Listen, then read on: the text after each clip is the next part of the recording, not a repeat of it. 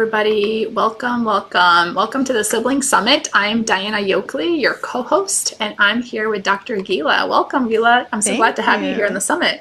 I'm so excited to be here. I love that you're addressing this big topic that I think we don't often talk about. So, Yes, we always feel like there's some room for like talking more about siblings. And I know there's not really even that many expert books on siblings. There's definitely a few out there that are like bestsellers, but it's not like just general parenting books. So we wanted to give parents definitely more of a deep dive on siblings with this summit. So before we get started into our topic for today, I'm going to tell you guys a little bit about Dr. Gila. So Dr. Gila is a certified parenting coach, a psychologist and neuropsychologist, a speaker and educator, and the host of the Single Parenting with Connection, Not Perfection podcast. I love that title. But her most important role is as single mom to an incredibly awesome and beautifully strong-willed kid. She specializes in supporting single parents and parents of strong-willed or neurodivergent kids. And her motto is, even if you're on your own, you don't have to do this alone, which I think is really beautiful. So really excited to have you here and pick your brain on supporting our siblings. Yeah, thank you. Thanks for having me. Yeah, so I just want to say to our audience, even though Dr. Gila only has one child, sibling relationships translate into peer relationships as well. So if you only have one child, this is still really, I think, helpful for parents to listen to because peer relationships and sibling relationships are very similar. And at the end of the day, like we talked about before we hit record, so much of it is about nervous system regulation, whether it's one kid or two kids, and parents intervening with nonviolent communication, which is kind of the foundation of connected parenting anyway. And so we're going to give you a unique lens today in our interview related to when you are single parenting or whether you just feel like a single parent because your partner is working or you're spending most of your time with kids. And so you are the only one intervening. What does this look like so it's most effective? And then particularly Dr. Gila's expertise, which is with strong-willed, neurodivergent children, and maybe not both of your kids are the same temperament. And so how do you navigate that? So I'd love to kick it off with, I was just going to add. Go ahead. So, yeah. So even if you have an only child, there are also, as you said, it's a template for other relationships. And it comes up with, for example, cousins or I was dating someone who had a child who was around my son's age. And so that blended family brings, issues. We're not together anymore, so we're not a blended family. But, when you are having these sort of blended family dynamics, whether that's with cousins and aunts and uncles or a partner that you're dating or something like that, it all comes into play. It's basically, right, how do you navigate and sort of juggle multiple relationships at the same time, which is really hard. Yes. And so I guess that's a great kind of mantra. If it feels hard, it's because it really is hard. It is hard. Absolutely. Yeah. And kind of like you're not doing anything wrong. It's just really hard. And we're going to give you some skills and some tools here today, but it doesn't mean that it's going to be super, super easy. It's still something hard. Parenting is the hardest job in the world. And like you said, multiple children or multiple relationships at the same time, it just magnifies the work. And so be gentle with yourself, I guess, as a parent, right? Yeah, absolutely. And as you mentioned, I work with a lot of single parents and also a lot of parents of neurodivergent kids. And there is sort of this theme that runs through it of several themes that run through it. Of, right, your life probably looks a little different than you expected, and then maybe you would ideally want. There are things that are very validly, legitimately hard, and that's not because you are failing or you are weak or you are a bad parent. It's because it's hard. It's because there are systems in place that make it hard. There are realities that make it hard. And so there is a level of acceptance work that I think is involved, and grief work, really, of giving yourself permission to name and acknowledge and feel those really hard and prickly realities that you wish weren't true, right? Yes. Yeah, because in the real world, it's the work itself is hard. And if you are resisting how hard it actually is and kind of right, you're resisting that reality, you're actually making it even harder. Yeah, or you're right? internalizing the reality, right? You're saying, well, this is hard because like I don't have my stuff figured out, right? Everyone else Right, has it under control and I right, am a mess.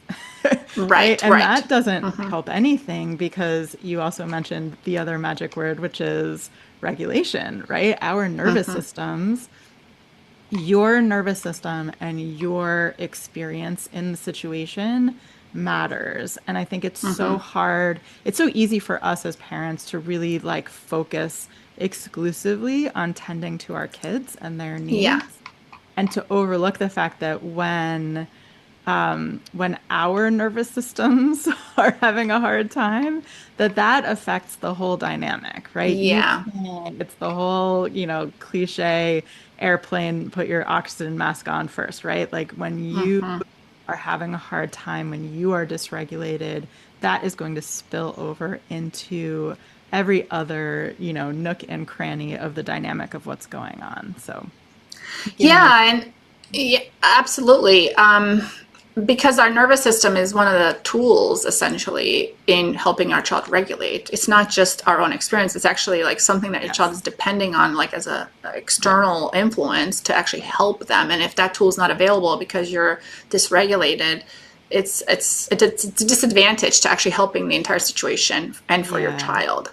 But I love yeah. that you're touching on this because I'd love to kind of kick off with this focus on, if you are a single parent or if you are single parenting, what can single parents, you know, how can single parenting change the sibling dynamic, and how can single parents navigate sibling relationships that might be different than when you have a co-parent? Yeah. I don't know if you want to kind of just address that to start with, and then Yeah. we'll, because it does impact the nervous system, obviously, because the workload is not split between two people. If they were working as a team, it's not split. You're carrying all of it, and so Yeah. obviously that's more work and more stressful. Yeah. And I want to acknowledge a few things here. So, first of all, there's different types of single parents, there's different paths to single parenting. And so, some single parents, for example, might only have the kids, physically have the kids 50% of the time. And so they are getting a break, their nervous system is getting a break, which can be helpful. But it also can be a stressor for your nervous system if you are, really missing the kids, if it's hard for you when you don't have them, if you have to trust this other person that you clearly are not in relationship with anymore. And so you're having to put your most precious asset in the hands of Yeah, someone that you don't necessarily love and trust anymore. That can also be right. hard. So each version of this has different, challenges and Yes. blessings in it. I also want to name that sometimes a lot of single parents didn't start out single, so you might have had a relationship where there was a lot of conflict. And so, in some ways, it can actually be easier when you get rid of that stressor and that tension point, because when there is another person in there who is undermining you, arguing in front of the kids, or you just feel their perception and judgment, you're handling things differently, that can actually like inflame the system and make things even harder. And so, if you are, there may be people listening who feel like single parents, but they are technically partnered. And I just want to name that sometimes, in some ways, that can be harder, right? In some ways, it's harder when you're totally on your own. So, just, I just like to name all of that because each of those experiences has its own like tension points and can have its own blessings. So, like I said, when you come from a place where you had someone undermining you or arguing with you or judging you, and then you take that out, it actually feels like a relief in some ways, right? To be Right. able to handle the situation how you want to handle it, to be able to center your relationship with your children rather than also worrying about your Right. relationship with this other adult in the space. So, yeah. Yeah. Yeah, because it's one less relationship to add to the mix. Like we talked about, sibling relationships are already Yes. multiple relationships here going on. And then the other partner, and even if you are married, it's still another relationship. And so, of Right. course, it's like extra energy, and you can Yes. only have so much like energy at any Yes. given point before it Yes. like, starts to deplete. So the more people, the more it depletes faster. And especially if it's a, conflicted relationship, Yeah. obviously it's going to drain you more. Yeah. And I think we often focus on the challenges of single parenting. Understandably, there are a lot of challenges, but there are some blessings. And so I like to Yeah. like make sure we remember some of that. And there is that piece where it is up to you. You're in the driver's seat about what things look like in your home, even if they're in another home sometimes. In your Right. relationship with your children, you can focus on that. So that was one piece. But the other piece is that, yes, it can absolutely be harder when you're the only adult. And when you're the only adult 24/7 and you have no escape valve. And I work Right. with a lot of parents who have neurodivergent kids. Maybe they're not able to attend traditional school or any school, or maybe they're going to Yes. school, but that's a source of stress. So the parents often really don't have a lot of that downtime. And I like to say that stress is sort of like the great magnifier. It takes things that are hard and makes them even harder, and it takes things that are important and makes them even more important. And so, this single parenting can bring with it a lot of stressors that make it even harder. And it means it's even more important to do what we were just talking about, taking care of our own nervous systems, so that when the conflict arises, we have that resource. So I like to think of that we each have this internal metaphorical sink inside of us. And when the sink is really full, just a few more drops of water make it overflow. And that's the dysregulation. So you Right. might scream or snap or say something you regret or shut down. And when the sink is emptier, the same drops of water that made it overflow in that first scenario, you have space for it and more. And one of the things that can fill your sink really quickly is somebody else's sink overflowing into it. Yeah, And that's a good that point. is often what happens with our Yeah. kids and also with ourselves. So when our kids are having a hard time, their sinks are overflowing. And if we don't have space to take on some of that overflow, it becomes so much harder. And in reverse, also, when our sinks are overflowing, it can Yeah. make it so much harder for our kids. And when we're talking about siblings, they affect each other's sinks too, right? So now we have sinks overflowing into each other and a huge puddle on the floor. So Yeah. so the first piece that I do want to say is it is so much more important and also challenging to take care of your own sink and to work on that self-regulation piece. Yeah. Yeah. Yeah. It's such a, and then it goes to like the village effect and a lot of different like self-regulation strategies for how do you do self-care, what does that look like, and like your Hmm. internal voice and all that. And we don't need to get into the specifics, but Hmm.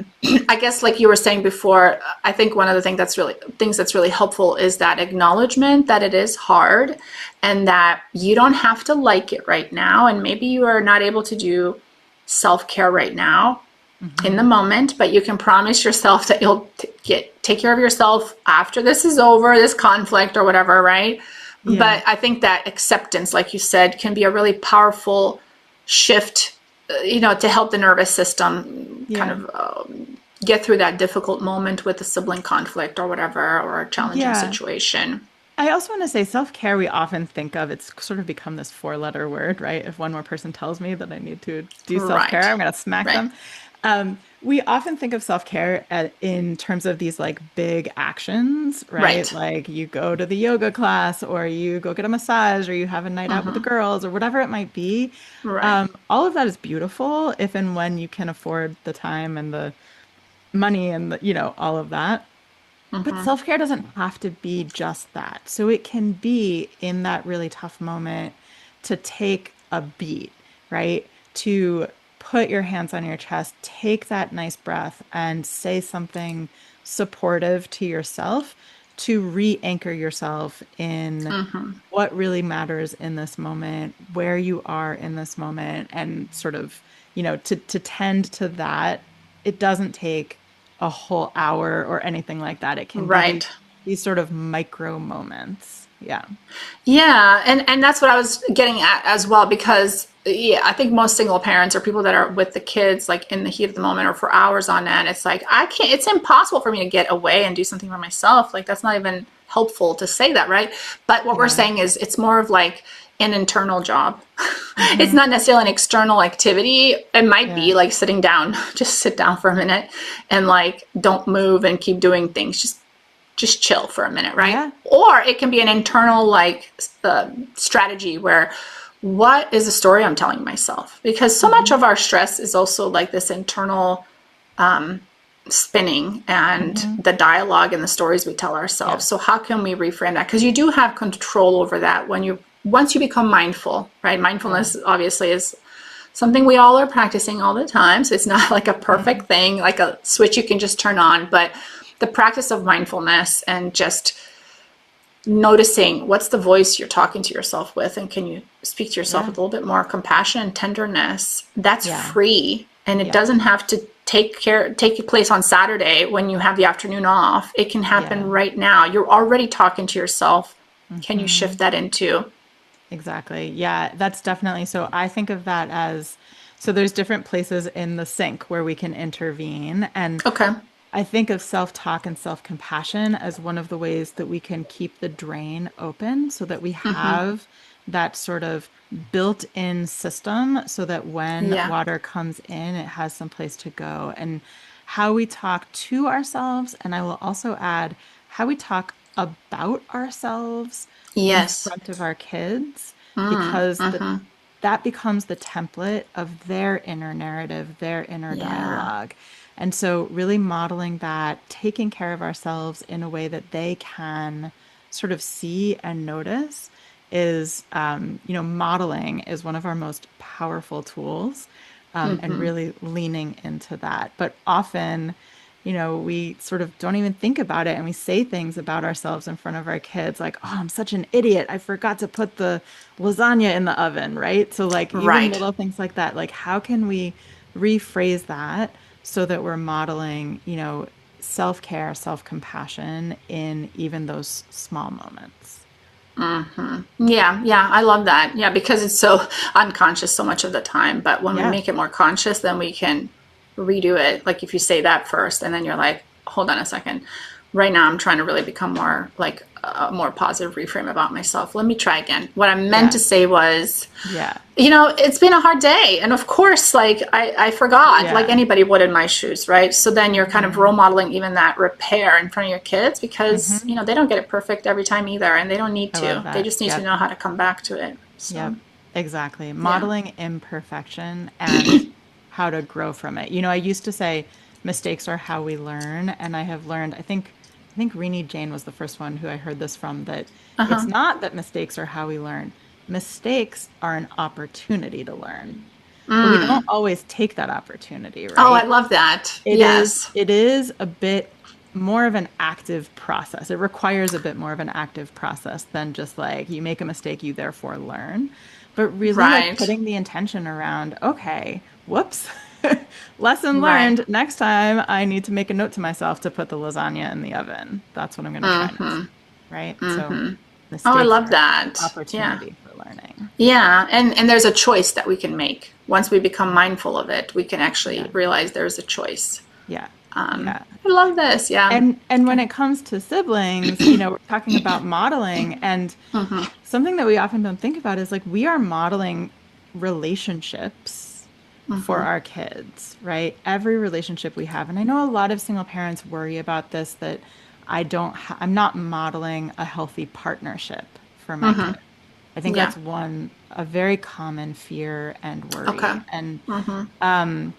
And there is, again, a degree of acceptance around this, right? We can only control our own behavior, and we can't, yes, it sucks that you don't have some people might not want a Right. It partnership, might be and by I'm choice. not Yeah. allowed That to they're single. invalidate that, but Right. So maybe there is a piece that you wish was there. And so giving yourself permission to grieve that and to acknowledge that and to recognize that, Hmm. and sort of expanding the definition of what that might look like. So, can I, you know, give my child other models of healthy partnerships in the form of, family friends or extended family or something like that, or even TV shows, right? There are some Right. beautiful partnerships in movies and TV.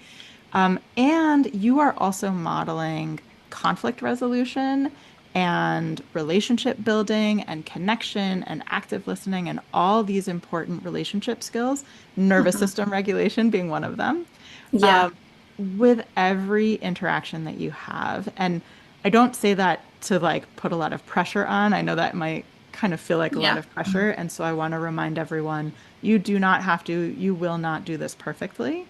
Hmm. But again, we were talking about modeling, and you can model that, right? You can narrate that, and you can sort of teach through modeling, even if you don't have the partnership that you wish you had in your Hmm. home.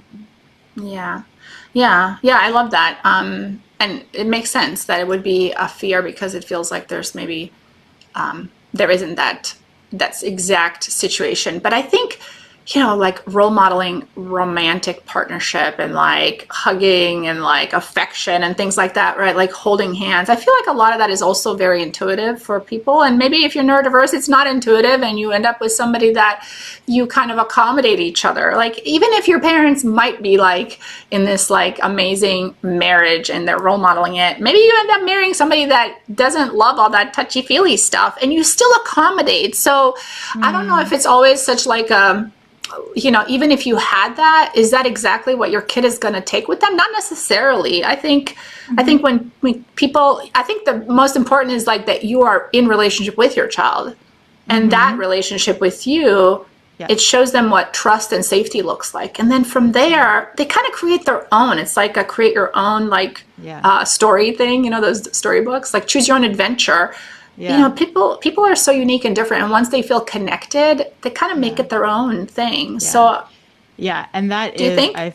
I think the most powerful relationship that you can use for modeling is your Yeah. kids. And so I talk a lot with clients and with my audience about, right, the art of repair and reconnection, of acknowledging Hmm. that you are still learning and growing, that you are imperfect, Right. that and how to move through that, that those small ruptures, and again, I'm not talking about abuse and things like this. I'm talking about within reason, right? Those Right. imperfections in a loving relationship and home, that Yeah. is that is what it is to be human, right? That Right. that is not just them that struggle to get along all the time, but that you also do too. And here is how you recover and repair. So again, this is Hmm. an opportunity Yeah. for learning and also for modeling and teaching. Yeah. Yeah. Yeah, completely agree. And I'd love to get into like related to that, how can parents tell the difference between like a typical sibling conflict that maybe they want to like stay back a little bit and let the kids try to resolve it themselves versus stepping in where maybe adult super intervention is truly necessary, especially when you're managing like maybe Yeah. explosive aggression in Yeah. children or even strong-willed kids that might kind of dominate the other one. How Yeah. do the parents Yeah. know to like, yeah, when is a good time to step in and when not? Yeah. So this is a like a big prickly nuanced topic. So I don't have a Yeah. quick answer, but I have a few things I want to say. Okay. I think that there is sort of this message, this narrative of like kids, just let them figure it out on their own. Kids should be able to figure it out on their own. Let's trust kids and let them figure it out on their own. And you're probably going to get different opinions depending on who you ask. But since you asked me, I'll give you Yeah. give you my opinion. Oh, my video is freezing. Oh, it's good. Yeah. Hmm. So I think as a therapist and a coach, and I can tell you that adults don't solve conflict on their own well, right? Like if we, Hmm. I have worked with couples, with co-parenting couples and with partnered couples and even working with individuals who are working through conflict, with other people in their lives, it's very clear that I think we could all use a little bit of coaching around conflict resolution and a little bit of support around it. And honestly, I think the world would be a better place if we Yeah. normalized that, it's hard to solve conflict on your own sometimes, and that we could all use a little bit of support around this. And so Right. while I don't think that we should jump in and solve the problem for our children, I do think it is often helpful to support them in solving the conflict, right? To guide them in the conflict resolution piece and to sort of scaffold that process. Because one thing that can tend to happen that I do sort of suggest being on the lookout for is that sometimes when we think, oh, they always work it out on their own, what is happening is that one child is always the one to sort of acquiesce, to kind Right. of to Right. like give in, and the other child is always the one to sort of be a little more aggressive about it or demanding. Right. And then when we don't intervene with these patterns, the patterns can sort of become more entrenched and more pronounced, and that can become hard. So we have the child who becomes the people pleaser, who feels like their needs don't matter, who feels like they always have to set aside their needs in order to placate other people. And then we have the child who feels like they always have to, get what they want, and they have really poor tolerance levels for any discomfort around not having exactly what they want. And both of those can sort of, as they fester, can become problematic dynamics. And so those are Yeah. things to look out for. If there's sort of like these recurring patterns of, one child giving in, and so the conflict is being resolved because one child is Yeah. maybe sort of withdrawing and the other child, or maybe they're both withdrawing. So you want to look for patterns. And certainly, I probably don't have to say this, but I'll say it anyway. It's worth being explicit. But if there's any concern about physical violence, then that's certainly something that we want to intervene. And if there is a Right. history of any sort of physical aggression, then this becomes even more important for us to intervene earlier. So not when it becomes aggressive, but much earlier in the process to do some prevention, and processing with each child in different ways. Yeah, yeah, this is a really interesting topic, I think, because probably in most homes there's already a pattern. Mm-hmm. And probably it's not quite perfect.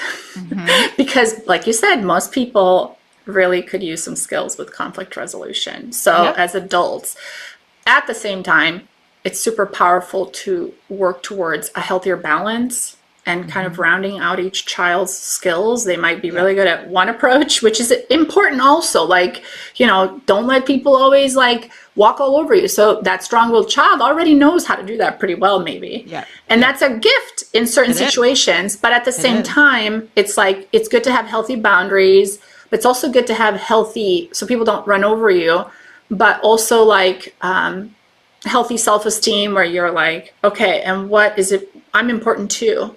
I Mm-hmm. respect you, but I also respect myself, right? And so Mm-hmm. I think all the time in parenting, we're working on kind of all these edges, right? Like to Mm-hmm. balance out these skills, I guess. So I guess to Right. parents listening, if you feel like your kids have like a unhelpful pattern, it's probably like that in most homes, and it's a Mm-hmm. work in progress. It's a long game. At Mm-hmm. the same time, what are some ways that parents can intervene with a strong-willed child and maybe one that's not so strong-willed and is more compliant, but then sacrifices themselves for. Yeah. And it kind of makes me think of like Gabor Mate talks about like there's two kind of things that are like kind of instinctive, preserving attachment and preserving your autonomy and authenticity. Autonomy. And this Mm-hmm. is really at play in these sibling dynamics. Yep. Attachment means safety and Mm-hmm. survival, but what about me? What about my identity and who I am? Am I Yeah. important too?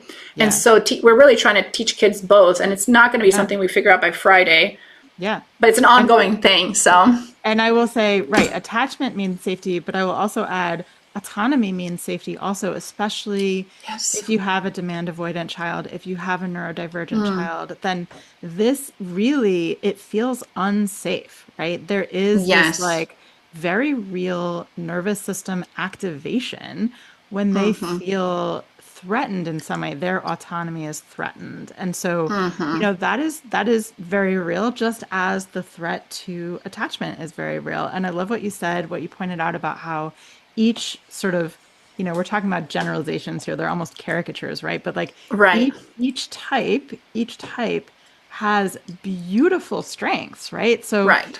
there are beautiful strengths and superpowers to being quote unquote strong-willed, right?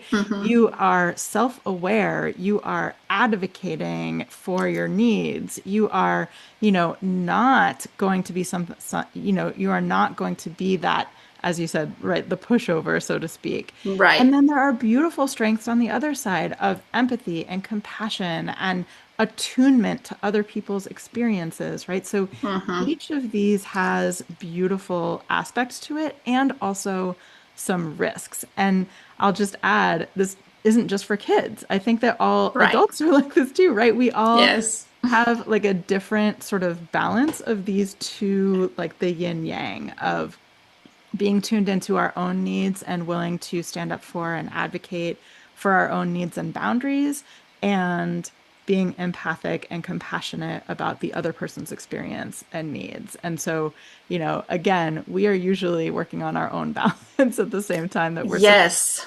our kids with that. And that's a Yeah. piece of it. I think that you can name that. Again, Mm-hmm. modeling, I really struggle with this too. Or, Yeah. I have this friend and we get into fights like this too because they really value, I like the word value, right? Like I really value autonomy, or I really value, the other person being happy, right? So these are Yeah. naming for them the things, these like threads, these through lines that are true not just for kids, and naming that it's also true for adults, and that this is hard, right? This is hard.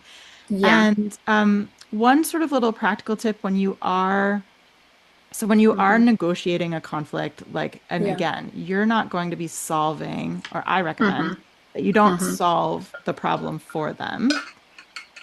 So, and I know we don't really have time to go into all of it, but like the process of essentially sort of like mediating and Yes. moderating that conversation with them. One thing that I think sometimes gets lost, or like could be improved is sometimes we say, okay, this child needs this. Will you do this? And one like small tweak that I like to introduce here is, are you willing to work on this? Are you willing to try this? Because when we say, are you willing to do this? First of all, they feel pressured. Of course, they have to say yes, right? And it might not be possible. And we want for both of them, we Yeah. want to really name that all you can do is try. All you can do is work on it. This is a work in progress. This Right. person might not do it perfectly next time, and that doesn't mean they don't love you. It means Yeah. they're still working on it, right? Right. So you can commit to being willing to work on Yeah. it. Yeah. You can't commit to doing it perfectly. I love this. This reminds me of like impact versus intention, and both are Mm, important. mm, It's important to have that intention, but the impact might not land exactly like how you intend. And can yeah. the other person give you some grace and understand that, Yeah. you know, I'm trying, but it's not. I mean, Yeah. this is such a common thing in sibling dynamics. I mean, it happens in my home regularly. It's like your Yeah. brother actually was trying, Yeah. but it didn't feel like that to the other child. And it's like, let me give you some Yeah. context that there's Yeah. two different realities. Both are true. I know Hmm. it wasn't exactly how you thought it was. At the same time, I can see that he's got a good intention. Yeah. And so, can both things Hmm. be true without anybody being bad? And we still recognize the impact. Of course, that's not, of Yeah. course, you would like it to be a little bit better than what he delivered, right? Or whatever, Yeah. right? Like, Yeah. you would Yeah. like it to be softer and to land more politely. Yeah. But he's really working on it. It's an improvement based on how it used to be, right? Yeah. So, Right. learning So, tolerance, teaching kids like yeah. tolerance while at the same time like still having their expectations, but let's Yeah. tolerate people's learning process. Yeah, and acknowledging that different people work different ways, especially, if you have a neurodivergent kid, the way that they are going to approach an interaction might feel different. It might feel weird to a Yes. neurotypical kid and vice versa, right? And so acknowledging that different people have different ways of moving through the world and handling interactions, really leaning into reflecting and validating both sides of the Yeah. experience and the feelings underneath. So not getting lost in the details of like what actually happened, but really like finding the feeling and the need underneath. Yeah. Yeah, yeah, that was going to be my question about like how do we parent in a family where neurodiversity or like sensitivities like being strong-willed are present? How can we support both Mm-hmm. kids without a child feeling like overlooked or left out or Mm-hmm. favorites? And sometimes it can go the other way too. Instead of the neurodivergent child feeling singled out, I mean, I feel like it can really kind of go both ways. Sometimes parents can make the neurodivergent child the one that has challenges, or they can be the golden child with this Mm-hmm. overprotectiveness. And then the other one Right. feels like either the neurotypical one feels like they're the golden child, or the neurotypical one feels like they don't get as much attention because they Yeah. have less issues. So you're fine. Just figure it Yeah. out on your own. Yeah. Whereas the other one Yeah. kind of becomes like handling them with like, sensitive Yeah. gloves. And Yeah. so I think kind of like what you're saying, equity versus equality, right? Like what does each Mhm. child need, but also focusing on like the feelings. Yeah. And Because when people feel seen and heard, they ultimately feel yeah. loved. Yeah. And, again, there's so much to say on this topic, and we'll Yeah. get to all of it, but I do want to highlight that your presence as the parent, your attention and your connection with them is one of the best tools you have in your toolkit, right? You, your child's greatest asset, and your Yeah. connection with them is your sharpest tool in your toolkit. And so making sure, and this is easier said than done, but Yeah. making sure that you are having some like quality connection time one on one with each of them. So it Yeah. is all about the quote unquote problem child or, Right. all about like, the special child getting special stuff, but the other one being left out. So we want to be mindful of, right, not feeding the dynamic of like you're not allowed to have needs because you're Right. not high needs, quote unquote, right? Right, because your brother has needs, you're not allowed to You're have as not many allowed needs. to. They're Right. not like independent, like they don't Right. depend on each other. Each Right. person is like its own Right. separate thing. What needs Right. do you have? What needs do you have? I'm going to work Yeah. to meet Yeah. everybody's needs as much as I Yeah. can. And so really being intentional and prioritizing one-on-one time with each kid, which I know again is easier said than done. But I want to add, again, just like we were talking about how self-care doesn't have to be these like big actions, the connection Right. moments with the kid does not have to be some big elaborate, you don't have to go to the amusement park to connect with your Right. kid. It can be in those little like 10-minute, moments before bed or in the car on the way to soccer, or, it Yeah. really is more about the quality of your presence. Yeah. And, each kid is going to need it in a different way. But I think it is important to be intentional about that and make sure that they are each sort of feeling that presence. And I want to say that just by sheer virtue of you being at this summit, listening to this session, like I know Yeah. that you're a loving parent. I know that your Yeah. child feels that from you. And so, Yeah. it's not your fault that they have these conflicts. It's not your fault that there's Yeah. this sort of unfair like discrepancy between what each child needs or is capable of. I think it's important to remember when you have a child who has, significant neurodivergence, maybe they have like big explosive meltdowns, that this is, in many ways, this can be thought of as a nervous system disability. And in the same way that if you had a child who had a physical disability, right, there are Yeah. some really hard things about that. And Yeah. there are also some potentially beautiful things that can come from it of, the other child having a broader worldview of what exists out there and of different people's experiences, and how to navigate that. Yeah. And looking at it as an opportunity for growth. That growth mindset, I feel like, is so powerful in many ways. Not just teaching kids Hmm. like to use growth mindset in school, but also like for us as parents, using the growth mindset for ourselves. That Yeah. Yeah. it's the process ultimately. There's Yeah. no destination here. It's just it's a day-to-day, moment-to-moment experience, and Yeah. Yeah. yeah, And showing I up think, and just being there is like yeah. half the battle, and you've already won half that battle if you're showing up. And then how Yes. it turns out is always malleable because it's always evolving. There's really no end to Mhm. it as long as you're in relationship, right? Yeah. Yeah. And again, you don't have to be perfect. You will not be perfect. And modeling that imperfection, the growth mindset, and that self-compassion and self-care. Yeah, so Yeah. powerful. Oh, Yeah. so good. Such a great conversation. I know we touched on several things in this interview, and so I'd love to, if you have a resource for parents, like a free resource that they can sign up for on your website and to get more Yeah. access with your resources, if you'd like to share with us, that'd be amazing. Yeah, sure. So first of all, I have the podcast, so I'd love for you to check it out. Yes. Single Parenting with Connection, Not Perfection. I hear from a lot of non-single parents that they're loving it as well. So you don't have to be single Awesome. to Yeah. listen. And I do have a free guide. It's a PDF guide that talks about, it's called Tantrums and Meltdowns and Rages. Oh my. And it talks about understanding these challenging episodes. Where are they coming from? What's happening? And that really is like the first piece of that puzzle, Yeah. is getting a better understanding of that. That's going to be so powerful. I know that's one of the places where parents really feel like they need an emergency toolkit. And so Yeah. sign up for Dr. Gila's free resource and then definitely check out her podcast. And yeah, we really appreciate you sharing your knowledge and insights here. And thank you for taking the time for this interview. Thank you. It's been great. I appreciate it. You're welcome. Thank you.